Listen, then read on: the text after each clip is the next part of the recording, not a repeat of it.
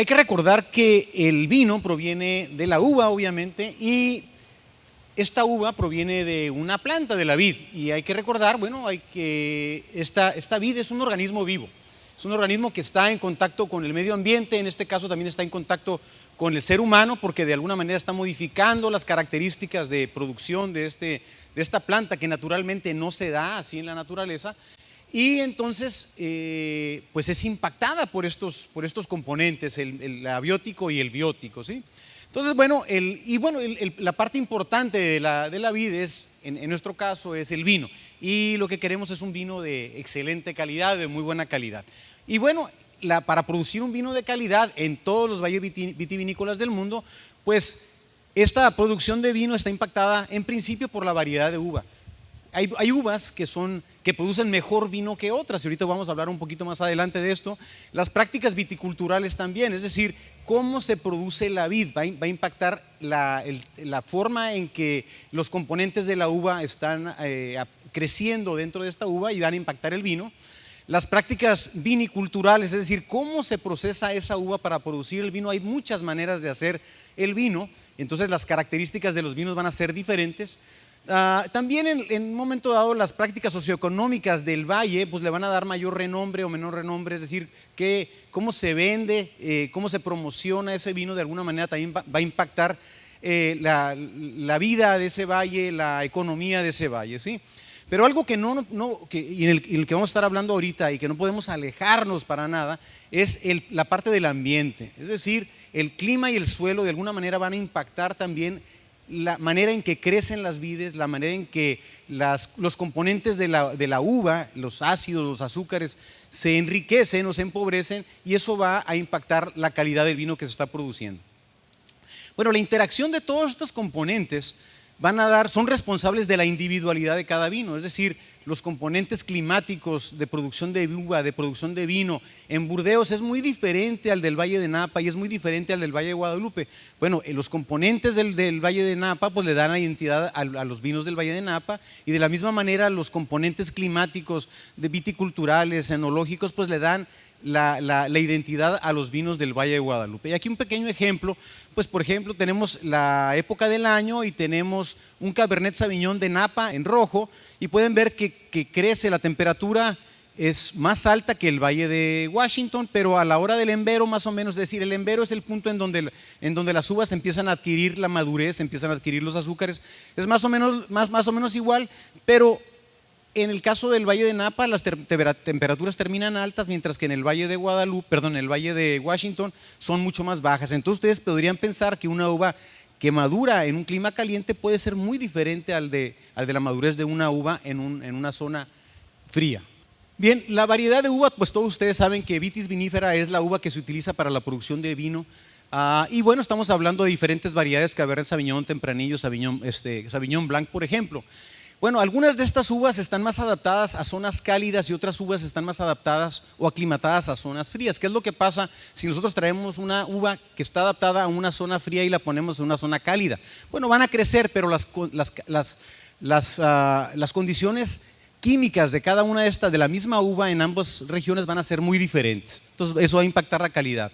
Y bueno, cada variedad va a expresar de una manera diferente, positiva o negativamente, pues los aromas, el gusto. Hay algunas uvas que tienden a generar aromas más cítricos, de toronjas, de limones, mientras que otras como de manzana, de fresas, dependiendo de en qué región se estén produciendo y la variedad de uva. Bueno, se van a expresar más los aromas cítricos o más los de manzanas o más los de durazno, etcétera, ¿sí? Entonces, ¿cómo han llegado estas uvas con estas características, o cómo se han llegado a percibir que son las mejores uvas para una cierta región? Bueno, en el viejo mundo, después de siglos de experimentación natural, pues han decidido que, por ejemplo, el Tempranillo es muy bueno para La Rioja. Seguramente llegaron otras uvas, pero pues no fueron exitosas. ¿Por qué? Bueno, porque no crecían bien o porque la gente no las aceptaba adecuadamente. Entonces llegó la Tempranillo y se decidió que era naturalmente una uva adecuada. Entre las prácticas viticulturales, bueno, aquí hablamos del factor humano. Para que se produzca un buen vino, pues las podas juegan un papel importante. Pueden ser que se deje una gran cantidad de fruto o se genere una gran cantidad de follaje. En diferentes regiones las podas van a generar unas características muy particulares en relación a la madurez de cada una de las uvas. El método de cultivo puede ser muy diferente en cada región. El uso de espalderas, de portainjertos, el riego, el método de riego, la fertilización, desoje y otras cosas van a impactar la calidad del vino y de la uva. Y la filosofía de producción también es muy importante, es decir, lo que la vinícola o el productor quiere hacer con su uva. Es decir, quiero que tenga mucho azúcar o poca azúcar, alto pH, bajo pH, alta acidez, baja acidez. Eso es también un factor importante. Y bueno, hasta los métodos de cosecha pueden impactar. Las prácticas enológicas o viticulturales también es muy importante y muy particular de cada región y van a impactar la calidad del vino en cada región. Las correcciones de los mostos, por ejemplo, en algunas regiones las uvas naturalmente llegan con poca azúcar a la bodega, bueno, le tendrán que poner azúcar. En otras regiones, como en esta región, naturalmente llegan con bajas acideces. Algunos productores decidirán añadirle ácidos orgánicos antes de iniciar la fermentación o no. Esa es parte de la filosofía de la producción. ¿Es trampa añadir o no añadir? No es ninguna trampa, es una manera diferente de hacer un producto alimenticio. Si le hace falta sal a un producto alimenticio, se le añade de acuerdo al productor. Si el productor no quiere que tenga tanta sal, pues no le añade. Lo mismo es el caso de la producción de vino, es un alimento a fin de cuentas. La filosofía de producción, es decir, cómo se fermenta la uva, las temperaturas de fermentación, si se usa barrica de un tipo o no se usa barrica, eso también va a impactar la calidad del vino. Y por último, el ambiente, y es lo que nos trae aquí a esta plática, ¿sí? Obviamente que el clima va a impactar de una manera tremenda la calidad del vino que se está produciendo. La temperatura, la precipitación, la irradiancia, el viento, la humedad relativa es lo que estamos hablando cuando estamos hablando del clima. Ustedes ya saben que hay años, por ejemplo, que dicen, no, pues este vino es de un buen año o un mal año. ¿A qué se refieren con eso? Bueno, se refiere a un vino de una excelente añada, es que las condiciones climáticas fueron las ideales para generar una uva que mantenía un balance muy adecuado en cuanto a la cantidad de azúcar, en cuanto a la cantidad de ácidos, en cuanto al color. Y eso hizo que al transformarlo en vino generara un vino excelente. Pero hay años, por ejemplo, que son o muy fríos o muy calientes, que se genera una gran cantidad de azúcar o una gran cantidad de acidez, que a la hora de cosechar se puede hacer un vino, pero no con la calidad que se esperaba en ese momento, ¿sí? Entonces, bueno, eso es la variabilidad climática interanual que debemos nosotros de esperar, las variaciones de los tipos de vino año con año. Pero también, además de eso, y es algo de lo que van a hablar nuestros colegas, es el cambio climático. Además de los cambios naturales que existen año con año en relación a la temperatura, el hombre está impactando nuestro entorno de tal manera que las temperaturas están cambiando y eso pues obviamente que nos va a impactar a nosotros como humanos, como organismos vivos, pero también a otros organismos vivos como son las vides. Las vides, si requieren 20 grados centígrados para crecer, por dar un ejemplo, y la temperatura cambia a 22, pues no se van a ir a un lugar en donde está a 20 grados centígrados, están fijas. Entonces no hay de otra más que aguantarse, ¿no? y resistir ese cambio. El suelo también, en menor medida, también impacta. La profundidad, la humedad, suelos muy profundos pues generan una gran cantidad de humedad. Eso no es ni bueno ni malo, es diferente. Si tú no quieres mucha humedad, pues ya te amolaste, ¿no? Porque tienes mucha humedad. Y bueno, todo esto va a impactar obviamente la fisiología, el crecimiento, la maduración, la susceptibilidad de enfermedades, es algo que va a hablar la colega, y la sobrevivencia de las vidas a fin de cuentas. Creo que ya pasaron mis 5 minutos, ¿no? Sí, entonces paso la siguiente, la batuta. Sí, bueno, buenas tardes. Yo soy Edgar Pavía de CICESE y también vivo en el Valle de Guadalupe y tengo un pequeño viñedo, es que yo creo que por eso es que estoy aquí. De la última transparencia de Alejandro, yo voy a tratar de explicar algo que me parece fundamental, no solamente para el vino, sino para todos nosotros, que es la relación que tenemos en esta región entre la lluvia y el fenómeno del niño y la niña. Ok, aquí tenemos la región de Baja California, aquí está Ensenada, Tijuana, San Diego, Los Ángeles, y la parte en rojo es la región que tiene más relación con el fenómeno del niño, algo que ya conocemos, hasta ahí creo que es conocimiento ya que tiene bastante tiempo. La gráfica de abajo nos dice cómo cambia esta relación dependiendo qué tanto llueve. Y en este caso, aquí en esta gráfica, estoy poniendo el caso de la región de aquí de Ensenada, Valle de Guadalupe, etcétera, ¿no? O sea, digamos, esta partecita por aquí. Miren, aquí vemos, esta es la precipitación anual. Es decir, que cuando llueve poco, o sea, alrededor de 250 o menos en un periodo de 30 años, ¿sí? La relación entre el niño y la niña y la lluvia es menor, ¿sí? Y cuando tenemos precipitaciones más altas, como aquí en estos casos amarillos, tenemos una relación mayor. Es decir, en épocas de sequía, como la que tenemos actualmente, la relación entre el fenómeno del Niño y la lluvia se debilita. Es decir, no sabemos si siendo un niño va a ser lluvioso o una niña va a ser seca. Por ejemplo, cuando tenemos temporadas lluviosas fuertes, vamos a decir de los 70, 77 al 2000, digamos 77, 98, épocas muy lluviosas, teníamos una relación muy fuerte entre el fenómeno del Niño y la lluvia. Es decir, sabíamos que cuando había un niño llovía y cuando había una niña no llovía.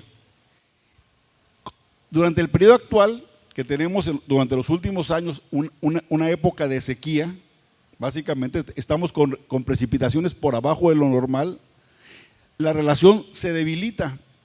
Esto lo propusimos en un congreso en 2012 y recientemente lo publicamos en una revista arbitrada especializada sobre el tema. Y tenemos dos casos que nos muestran exactamente lo que está pasando. Lo que pasó en el 2015-2016, o sea, la temporada anterior, que si recuerdan ustedes, fue un fenómeno del Niño, que se esperaban lluvias muy fuertes y no llovió.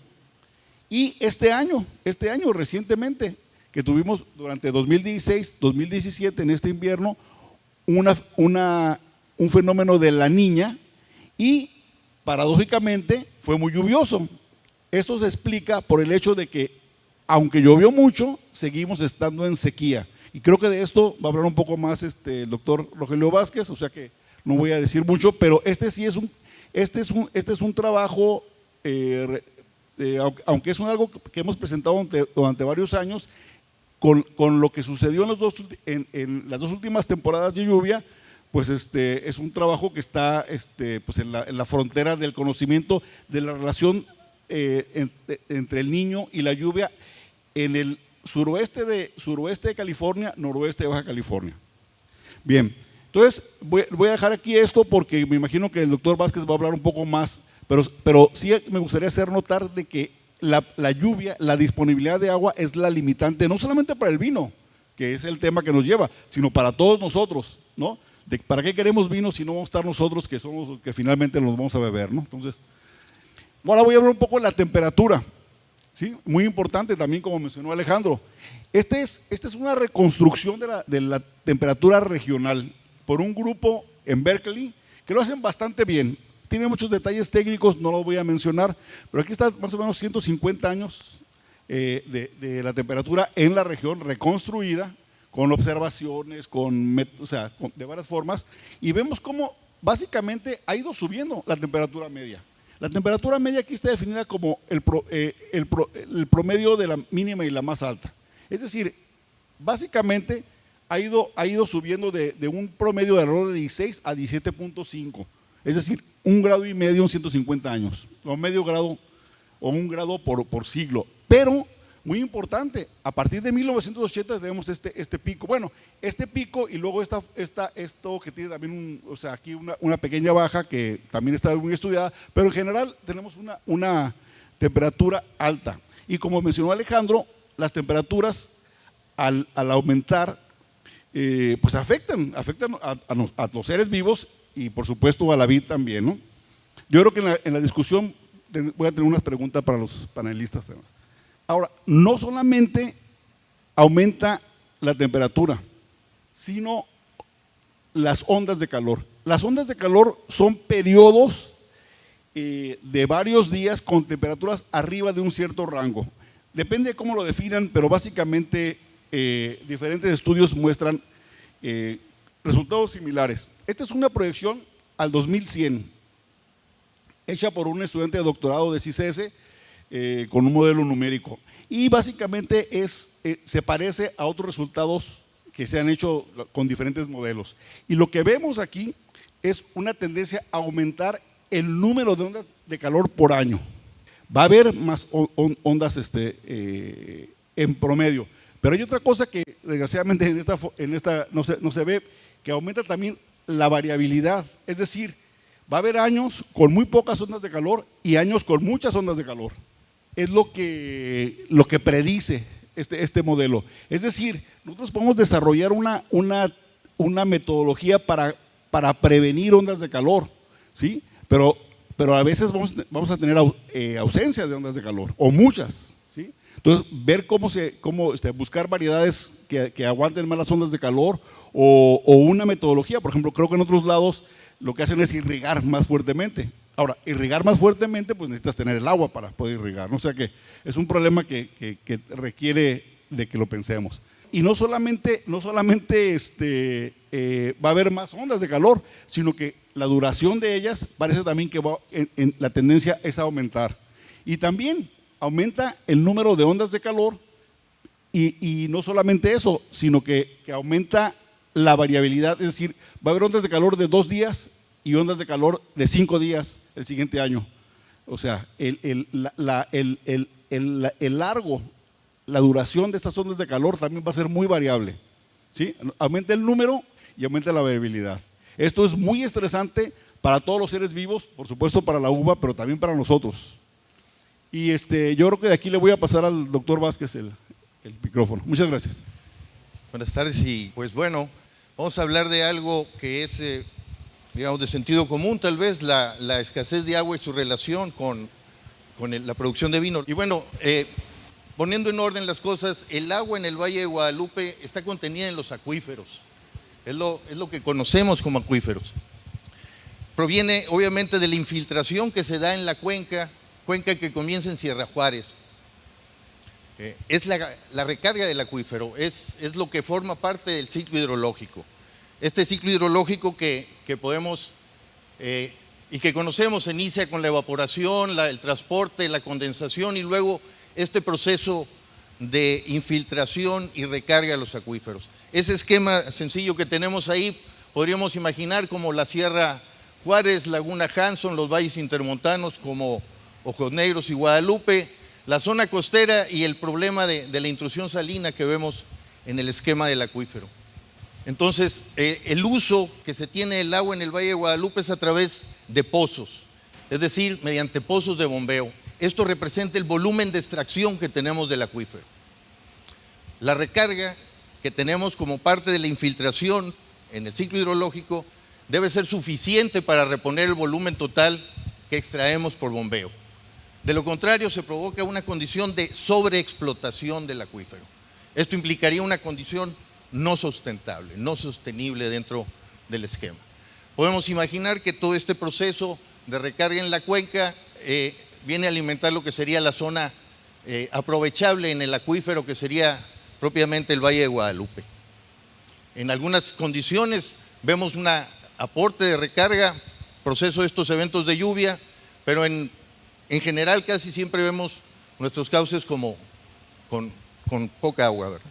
Entonces, una manera de tener en cuenta en qué condición está el almacén de agua que tenemos, que es el acuífero, es precisamente llevando a cabo mediciones en el sitio, mediciones en los pozos. Medimos el nivel del agua y lo medimos de una manera sistemática, y con eso tenemos una versión del comportamiento del sistema, y con lo cual tendríamos la base para hacer un programa de gestión del acuífero hacia una condición sustentable.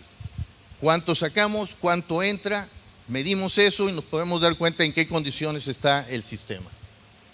Esto se hace a través de instalación de instrumentos que ubicamos en los pozos y periódicamente recolectamos la información. Esta actividad se hace junto con el Comité Técnico de Aguas Subterráneas del Valle de Guadalupe, que es, digamos, una entidad que considera la Ley de Aguas Nacionales, en donde se ponen de acuerdo los usuarios del acuífero y las autoridades, tanto de niveles federales, estatal y municipal.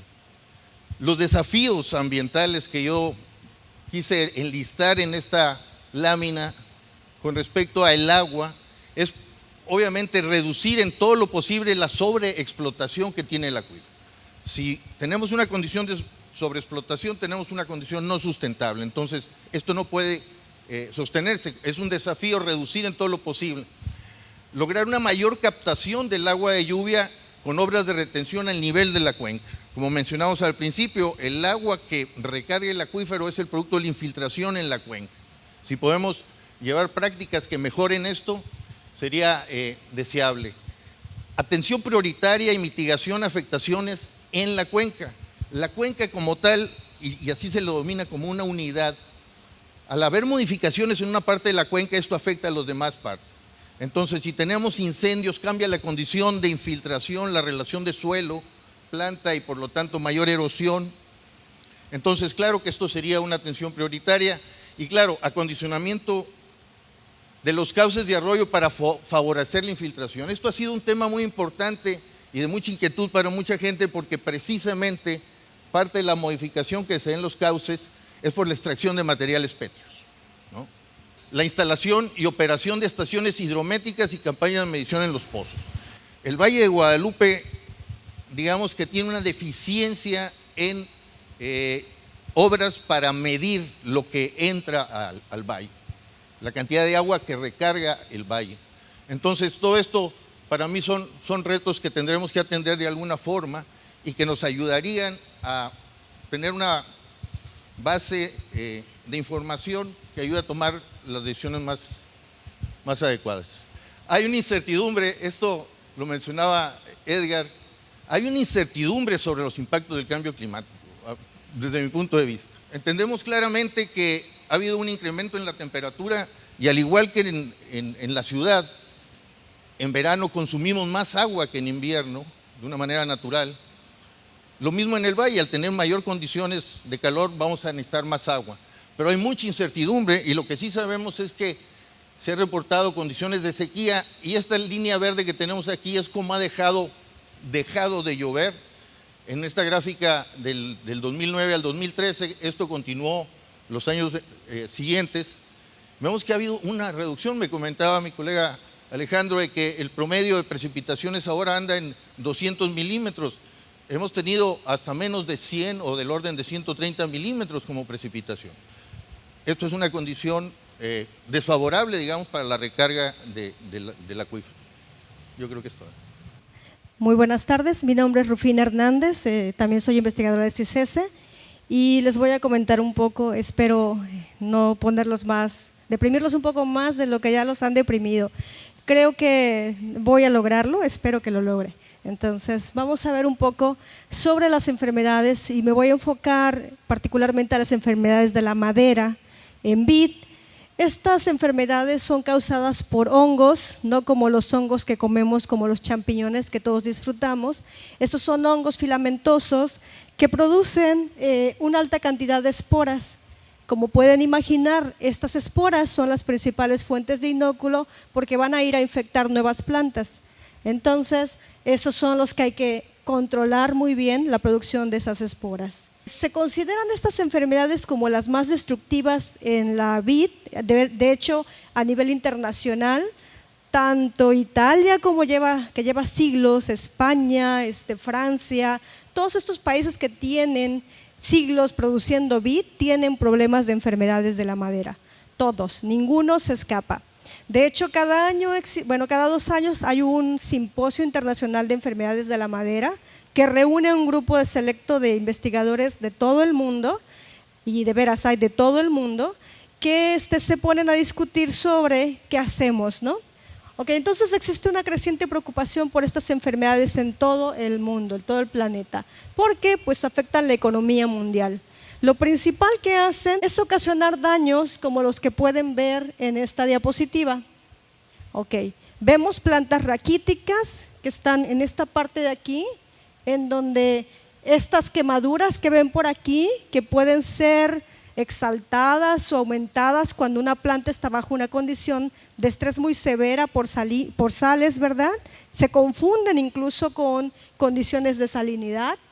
No se nota aquí tal vez mucho, pero los entrenudos, es decir, la distancia que existe entre un lugar donde nace una hoja y el siguiente lugar, son mucho más cortos en estas plantas. También se nota una reducción en el crecimiento e incluso en casos muy severos se notan plantas que no tienen producción y no tienen absolutamente nada, ya ni hojas a veces, o sea, eventualmente causa la muerte de las plantas. Si ustedes cortan la madera, lo que pueden notar son daños como esto. A esto se le conoce como cancro o cáncer por obvias razones. Vean cómo la madera está muerta alrededor, a lo largo de toda la madera, ¿verdad? Donde la planta, o sea, en este corte transversal. Y en algunas ocasiones también afectan las raíces. Obviamente, dependiendo de qué tipo de hongo esté presente en esa madera, va a ser el tipo de daño, ¿verdad? Entonces, podemos encontrar también este tipo de lesión, que son puntos concéntricos en forma, alrededor de lo que es las dos asas vasculares y la médula, que es el centro. O lesiones en la parte donde se une el patrón con el injerto, que se nota esta parte muerta totalmente de la planta. ¿Cómo se originan estas enfermedades o cuál es el principal problema que hay que controlar? Uno de ellos es las podas. Las podas, cuando se hacen en cierta época del año, durante la época en donde existe humedad, en este caso en Ensenada podrían ser los meses de diciembre, enero, ¿verdad? Que todavía tenemos mucha humedad relativa, las esporas se van a diseminar fácilmente. Entonces, cuando haya una herida de poda gigante, van a llegar ahí y se van a establecer. Entonces, evitar o tratar de buscar el momento idóneo para que ya no haya tanta humedad relativa en el ambiente y se puedan proteger las heridas de alguna forma, ¿no? Además, se pueden proteger esas heridas con un fungicida o con algún otro agente de control biológico que ahorita les comento un poquito más de esto. Otra forma de evitar esa proliferación es utilizar material certificado. Está bien, le compramos al vecino y bueno, el vecino no sabe lo que tiene y al final lo que tenemos son más problemas. Entonces hay que tener mucho cuidado con eso, ¿no? Y bueno, lo que origina eso son plantas raquíticas, plantas que tienen problemas y que ni siquiera van a llegar muchas de ellas a producirte 1 kilo de uva, ¿no? Entonces hay que tener mucho cuidado. Y otra es durante los injertos, cuando si tienes plantas que están con patrón injerto, ¿verdad? Si no se hace con mucho cuidado el injerto, puede ser una entrada para poder penetrar los hongos y así empezar a producir una infección. Algo que es importante es que estos hongos, la mayoría son hongos de estrés. ¿Qué quiere decir esto? Se nos ha dicho siempre en nuestras clases de biología que los hongos requieren agua, ¿verdad? Y sí es cierto, requieren agua, pero a diferencia de un champiñón, al cual ustedes le tienen que estar dando agua, mucha agua, para que pueda producir sus estructuras reproductivas y darte el champiñón per se, estos hongos en realidad proliferan mejor cuando está una planta estresada en el campo. Entonces, eso es lo que hay que tener mucho cuidado también. Y esto se los muestro en esta foto de acá. Aquí quizá no se nota, pero estas vides de la misma variedad, infectados con el mismo hongo, se sometieron a diferentes temperaturas. Entonces aquí está a 10 grados y pueden ver que hay muy poquita lesión. A medida que se va aumentando la temperatura, 10, 20, 25 grados, vean a 30 grados centígrados cómo se ve esa lesión aumentada. Y no se diga 35 grados. Claro que a temperaturas muy altas el hongo también se muere, ¿no? Pero pues la planta también. Entonces hay que tener mucho cuidado. Y mucha parte de la investigación que estamos haciendo en CICESE va en relación a eso. En dónde encontrar el momento ideal. Cuándo el hongo responde y cuándo la planta responde, qué es lo que están respondiendo. Y eso se hace a nivel genético y abrumarlos con todo eso, la verdad sería pues aburrido para ustedes. Lo que tienen que saber es que estamos tratando de buscar soluciones y no nada más nosotros, en todo el mundo, ¿no? Ahora, no todos son malas noticias, se puede mitigar y eso es algo de lo que no hablaron mis compañeros y que tenemos que hablarlo, ¿no? Las vides por naturaleza, como lo dijo Alejandro, tienen un rango de temperaturas óptimas y un ambiente en el cual se desarrollan mejor. nosotros podemos buscar un ambiente más favorable. Hay estudios que dicen que la zona vitivinícola se está moviendo un poquito más hacia las montañas o hacia el sur, entonces hay que buscar pues probablemente mover las vides para lugares en donde haya mejores condiciones para que se desarrolle. Ese es un sistema. Otro sistema puede ser, como también lo mencionaban, ponerle suficiente agua, pero no tenemos agua. Entonces, ¿qué hacemos? Bueno, pues ponemos estrategias o buscamos estrategias de poder contener esa agua, ¿no? Como lo manejaban, poner represos en nuestro lugar, buscar unas estrategias que puedan permitirnos colectar mayor cantidad de agua. Colectar agua neblina, por ejemplo, es una buena estrategia. Entonces, esas son estrategias que pueden ayudarnos a colectar agua, ¿no? Otro sistema pues podría ser utilizar organismos que permitan que la planta tenga cierta tolerancia a las condiciones adversas. Por ejemplo, se han utilizado en algunos casos hongos que se conocen como micorrizas, que lo que hacen es aumentar la masa radicular de la planta, haciendo que ésta tenga mayor espacio de búsqueda de agua. Y esa es una forma en la que se puede utilizar. Otra es utilizar organismos como que se llama tricoderma, que se puede aplicar directamente a las heridas de poda como protección para que cuando venga el hongo patógeno no penetre dentro de la planta. O bien, algunas de estas cepas hacen que la planta sea más tolerante al estrés hídrico. En el CICESE también hemos estado seleccionando cepas que tienen este potencial. Y otras cosas que se hacen, digamos, regularmente es eliminar los residuos de poda, que eso ya es como muy lógico, ¿no? Algunos lo queman, yo no recomiendo que se queme, se pueden hacer compostas u otras cosas con ellas, incluso buena leña para una carne asada y bueno, evitar la contaminación ambiental. Y un sistema que se está utilizando mucho en todo el mundo es tratar las vides con un tratamiento de agua caliente. Son 30 minutos a 50 grados centígrados. Se dice que es suficiente para poder matar a la mayoría de los hongos de la madera. Eso junto con la adición de hongos benéficos parece ser una buena estrategia, que es la que estamos proponiendo en CICESE. Y una más que no se ha considerado mucho, pero yo considero importante, es utilizar una poda adecuada. A lo mejor, en lugar de hacer todas estas heridas grandes, podemos hacer heridas más pequeñas. Hay que tratar de buscar esa estrategia, ¿no? Todavía eso yo no lo he estudiado honestamente, pero sería cuestión de ver si funciona. A lo mejor mis colegas me pueden ayudar con eso. Entonces, cambiar el sistema de poda. Y me parece que son todas. Sí, no, sí creo que sí son todas, ¿verdad? Efectivamente. Entonces, con eso los dejo yo. Gracias. Una de las cosas que veo aquí, caras preocupadas, y era una de las cosas que les decía a mis colegas, en realidad no queremos que nos vean como los 4 jinetes del apocalipsis, ¿no? Estábamos hablando de sequías, enfermedades, devastación, terremotos. En realidad, las vides, como todos los organismos, son flexibles, se adaptan a las diferentes condiciones.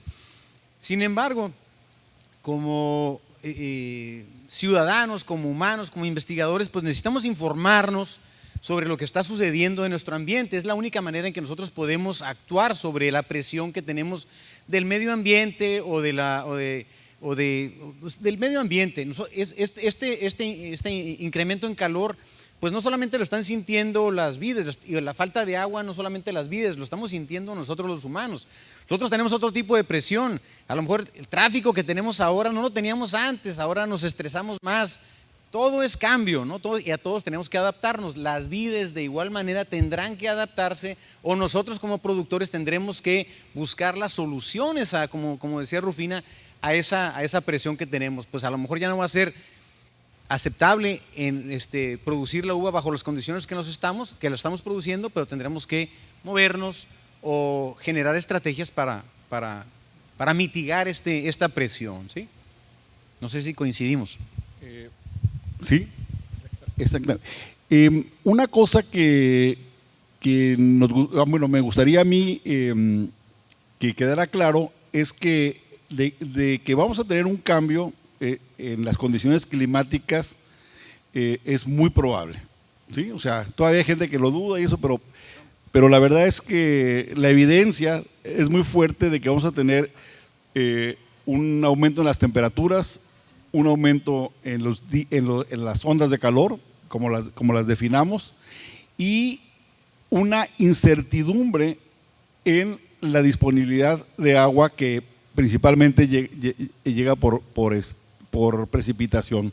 Es decir, pero como dice Alejandro, no queremos decir que pues ya no hay nada que hacer. No, precisamente en las proyecciones que nosotros hacemos a 100 años o a finales de siglo, digamos entre los 50, 60 años, pues tenemos mucho tiempo para ir pensando qué podemos hacer. O sea, esa es la idea. Y además este es un conocimiento dinámico. Es decir, nosotros seguimos estudiando y vamos a ver dentro de 10 años qué encontramos.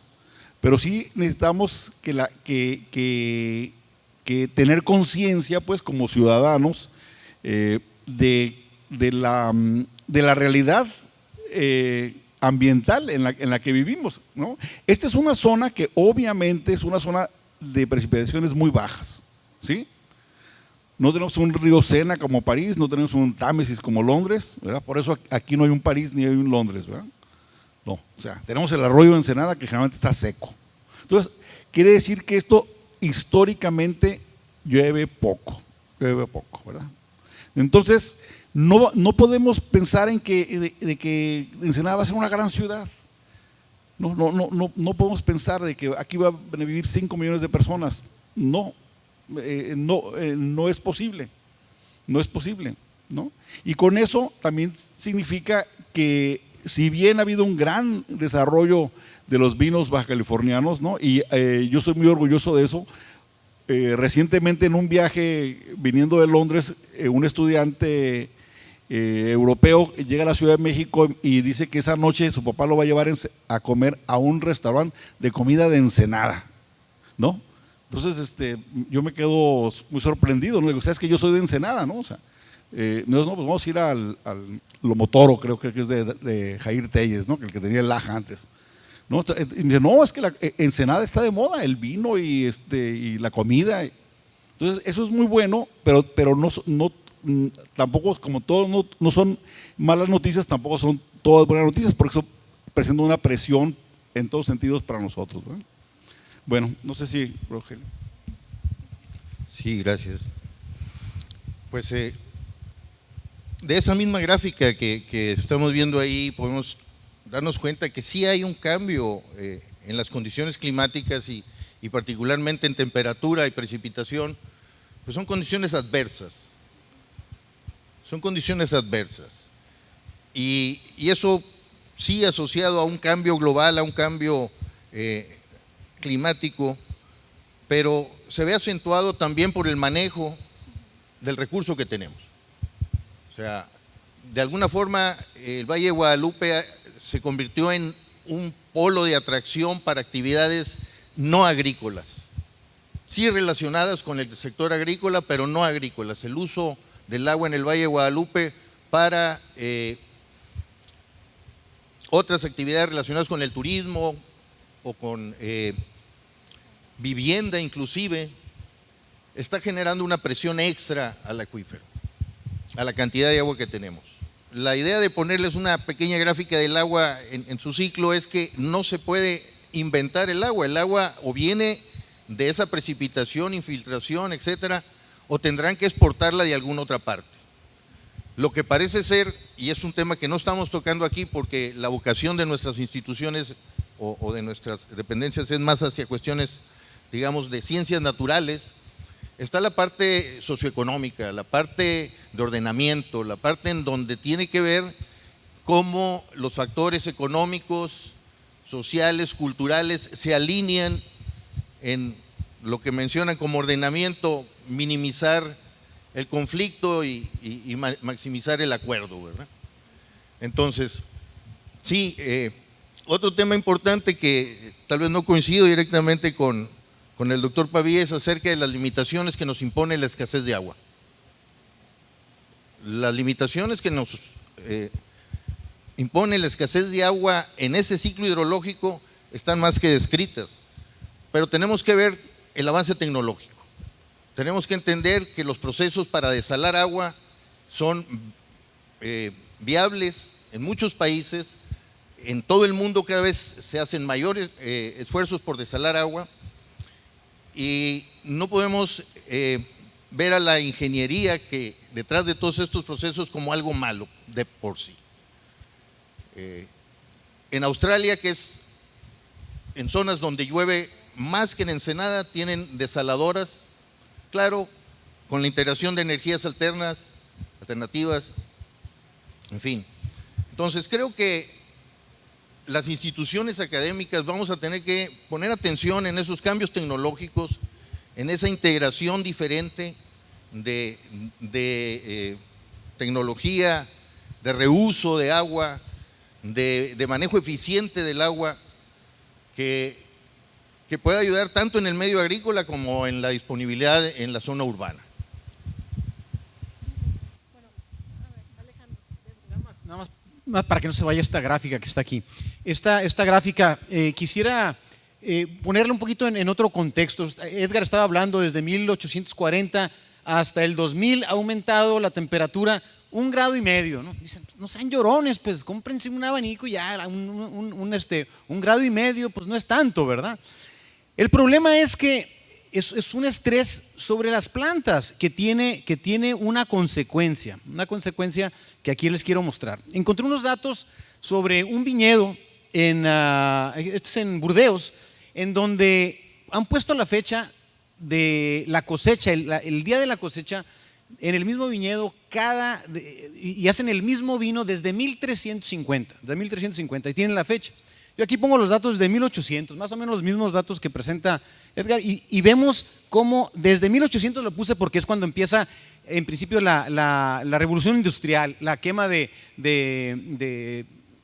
carbón, entonces empezamos a impactar el medio ambiente, empieza el calentamiento global y año con año podemos ver en esta línea verde cómo se disminuye la época de cosecha, es decir, que las plantas maduran cada vez más rápido, las uvas maduran cada vez más rápido.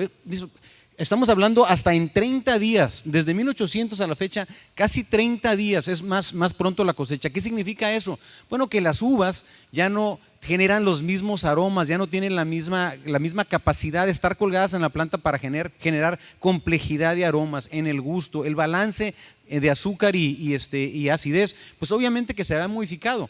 Pero si todavía analizamos más desde 1950, como mencionaba en los últimos años Edgar, pues todavía vemos que la pendiente es mucho más acelerada, es decir, en los últimos años vemos cómo las uvas tienen que madurar rápidamente, entonces esa complejidad no se va, cada vez las vamos a estar perdiendo en las uvas.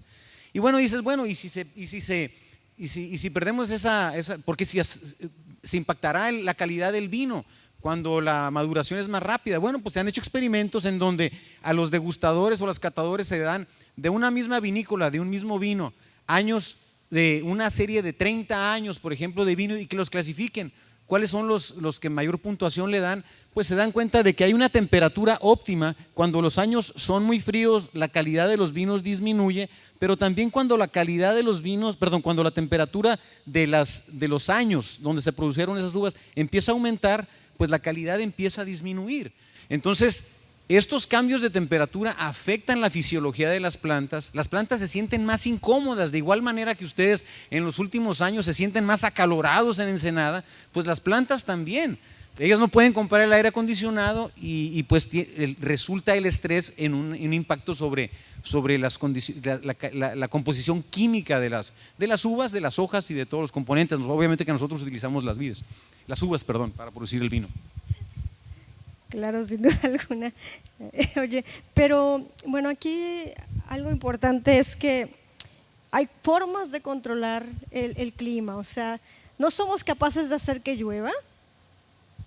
Sí somos capaces, hay sistemas de poder hacer llover, ¿no? O sea, hay muchas cosas que se pueden hacer, sí, bueno, si quieres debatimos eso un poco, pero bueno, en fin.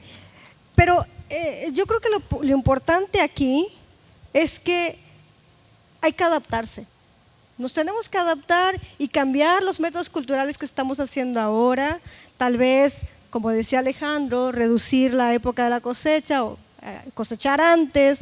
Tal vez tengamos que aumentar, cambiar el sistema de poda. Tal vez tengamos que hacer muchas otras cosas. Pero la realidad es que el vino de Baja California es muy bueno por las condiciones en las que está o estaba anteriormente. O sea, la región mediterránea de la que goza Ensenada tiene esa característica, tiene pocas precipitaciones. Si tuviésemos mayores precipitaciones no tendríamos vino de tan buena calidad. Entonces, a lo mejor estamos disminuyendo la cantidad, pero estamos aumentando la calidad. Eso también habría que preguntárselo. Y ahí es donde estamos nosotros tratando de hacer investigación. ¿Qué tanto va a impactar esto? No lo sabemos en realidad. Por eso coincido con Edgar cuando dice que existe incertidumbre todavía. No tenemos todos los elementos para decir si va a ser un impacto totalmente negativo o va a ser un impacto positivo. Puede ser un impacto positivo, ojalá, ¿no? Entonces, no todos son malas noticias. Yo creo que podría incluso sorprendernos y tener un vino de mejor calidad que el que tenemos actualmente. No lo sé, ¿ok? Y eso pues a lo mejor Alejandro lo puede compartir o a lo mejor Edgar o alguno de ustedes, no lo sé. Pero yo creo que no están malas noticias. Sí, uno de los aspectos que mencionó Edgar precisamente es que esta temperatura es temperatura media. Es temperatura media, entonces no nos da una visión, digamos, el promedio entre 10 y 40 son 25 grados y eso también lo podemos tener con un rango mucho menor. Es decir, asociado a este incremento de temperatura se tiene desafortunadamente el impacto de ondas de calor más severas, más frecuentes, ¿no? Entonces es cierto que en promedio puede ser 1,5 grados relativamente poco, pero los sistemas vitales son mucho más sensibles de lo que creemos para la temperatura, y asociado a ese incremento hay esos golpes, esas ondas de calor que pueden ser mucho más fuertes. Sí, o sea, claro, es como, bueno, qué bueno que no tienes para comprar comida porque vas a adelgazar, ¿verdad? Te va a ir bien, ¿no? Hay un límite en cosas, hay un límite de rentabilidad, hay un límite y hay una tremenda presión de desarrollo en la zona. O sea, el ver ese modelo como sustentable, ajustando pequeñas cosas en los varietales y en las podas, no, yo creo que la visión es mucho más grande, es una visión que tiene que reconocer una capacidad límite, una capacidad límite de la zona y ver cuáles son las alternativas tecnológicas posibles para salir adelante o mover esos límites. ¿De acuerdo? Despidamos con un aplauso a nuestros panelistas, Alejandro, Edgar, Rogelio y Rufina.